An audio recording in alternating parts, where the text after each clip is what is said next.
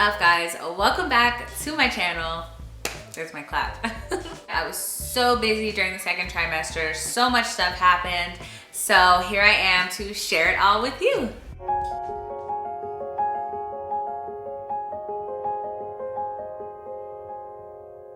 So the second trimester for me was the last week of May to the first week of September. Two major things happened at the beginning of my second trimester, and that is one, we announced our pregnancy. So we posted an announcement on Instagram and Facebook, and that was after we announced to our families.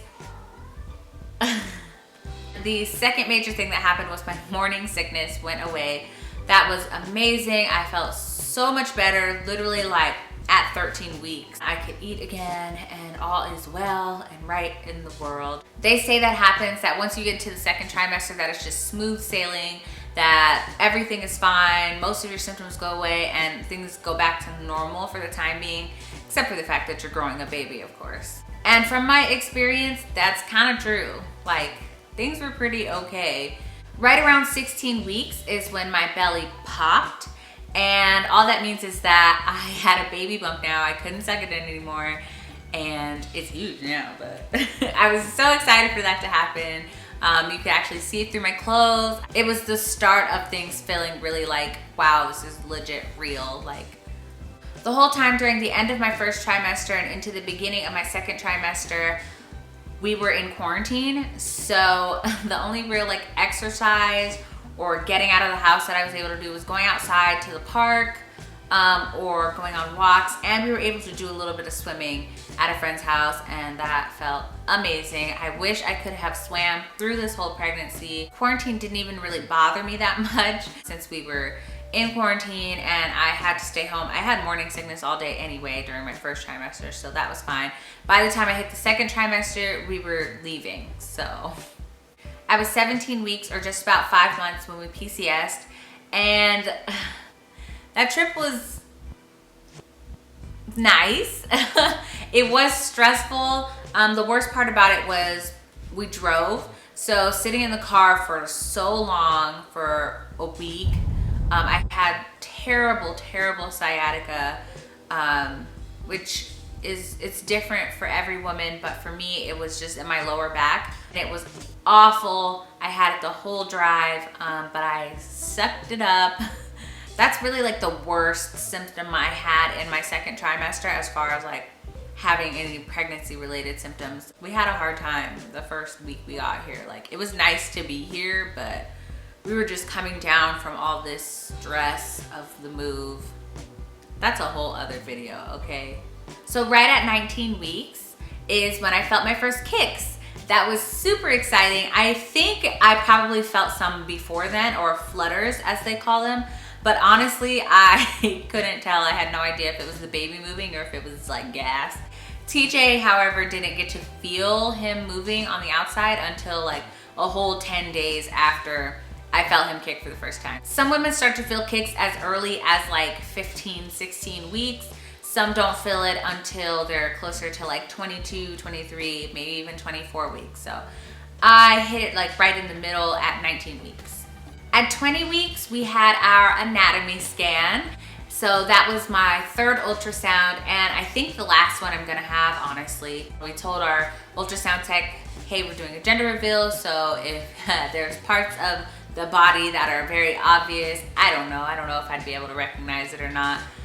Just, you know, have us look away. So she did. TJ also was able to accompany me to this appointment. I know a lot of appointments, a lot of people still aren't allowed to bring anyone. For us, TJ has been able to come to every single appointment, so praise God.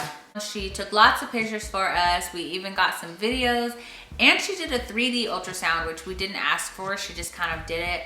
This whole thing was covered by TRICARE because we were referred out from the base hospital.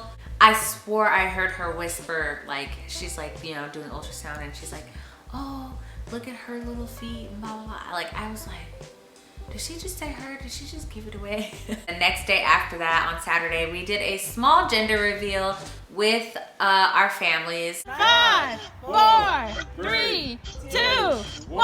Yay! Yay! I knew it! If you saw our wives' tales video, then you know that we were fully expecting a girl. Like around this time, like 20 to 24 weeks, my belly really started to grow a lot.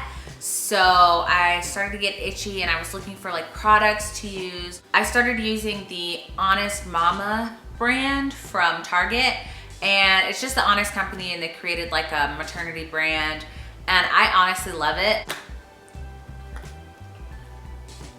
Some other cool things that happened right around between the 20-week mark to the 24-week mark is we started getting some gifts off our registry, so that was nice. We got our car seat, and we received the bassinet that was on our registry.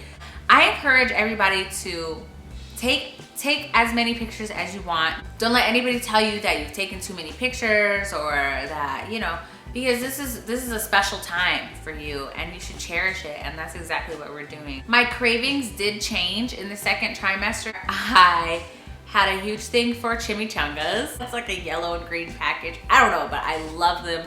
I was eating pears very often. I love pears. I was eating them like every single day. Another thing that I really was into was cheese. For some reason, my mom just had bought these little things of cheddar cheese, and I was just eating those constantly. The pregnancy symptoms that I had in my second trimester weren't that bad in my opinion, but it's different for everybody. I didn't think any of these were that bad, but I did experience them often. I was really tired. They say you get your energy back in the second trimester, which I definitely think I did. But then I think around like 20 to 24 weeks, it just hit me again. All of a sudden, I was so tired, and I would nap anywhere. TJ would be like playing his game, and I would just like lay on the floor and nap. I did have headaches for a little while, but that didn't last very long. I think I just needed to drink more water, so I have been drinking tons of water. The other bad symptom that I had that I'm still kind of dealing with right now, as you can probably tell, is my skin started breaking out horribly. They say that your hormones change a little bit as you enter into the third trimester, so I think that has a lot to do with it, but the masking didn't help. So I started to get oily skin, which I'm not used to. I normally have dry skin, so I have been spending this time trying to figure out how to take care of oily skin. Child, it's been a challenge for real. My skin has started to get better.